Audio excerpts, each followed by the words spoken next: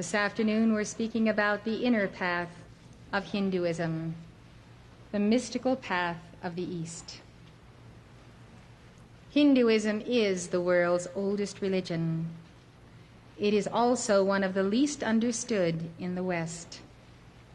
Hinduism is the fount from which all the world's mystics have drunk, whether they knew it or not. It is the oldest source of the idea that latent in each one of us is the self that is God.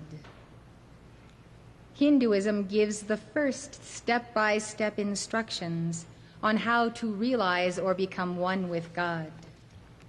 It teaches that there are many paths to salvation and that each of us should choose the path that best suits our temperament.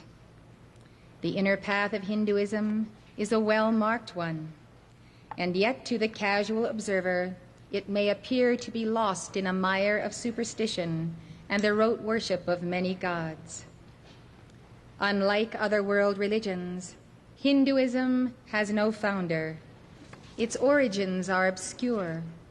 The earliest Hindu texts, the Vedas, say that they were given by God to 7 seers at the dawn of time.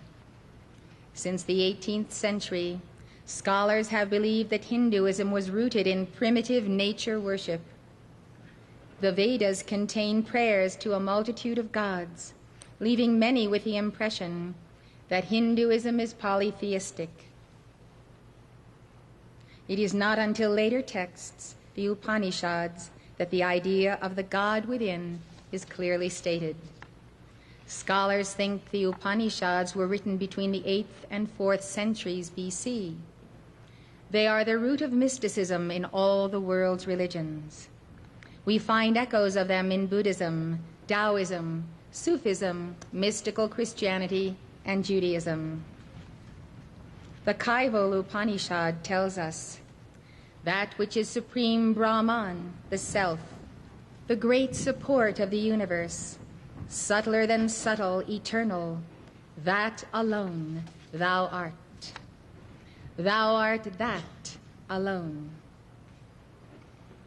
This affirmation, that thou art, Tattvam Asi, sums up the inner path of Hinduism. You are Brahman. We can chant Tattvam Asi.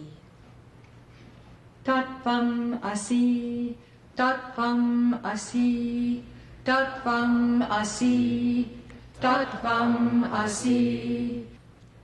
Thou art that alone, that Brahman thou art. This mantra sums up the inner path of Hinduism. You are Brahman. I don't know if you quite realize how profound is this mantra and what you are really affirming, and that when you are affirming it, Brahman, at the very center of creation, is suddenly quickened in your temple. It would be very easy to go into samadhi with this mantra in a matter of minutes if you really have the comprehension that you are Brahman.